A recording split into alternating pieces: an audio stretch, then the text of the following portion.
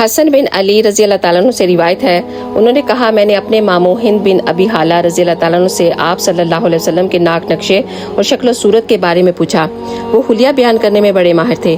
मैं चाहता था कि वो आप सल्लल्लाहु अलैहि वसल्लम के हदुहाल के मतलब कुछ बताएं ताकि मैं उसे याद रख सकूं। उन्होंने बताया आप सल्लल्लाहु अलैहि वसल्लम कवि हैकल और तनोमंद थे। चेहरा यूं लगता था जैसे 14वीं रात का चांद चमक रहा हो। दरमियाने काद से निकलते हुए मगर बहुत लंबे न थे।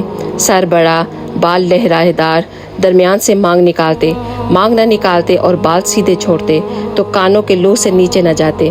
रंग रोशन और सफ़ेद था। माथे के पहलू खुले, आबरू घने और गुमानदार, दरमियान में मिलते नहीं थे। आबरू के दरमियान एक रग थी जो गुस्से के वक्त नुमायां हो जाती थी। सुभान अल्लाह। पार्ट 2 देखने के लिए इस दूसरी वीडियो को ज़रूर देखिएगा। आप सबका बहुत बहुत शुक्रिया। जज़ाकल्लाह खैर।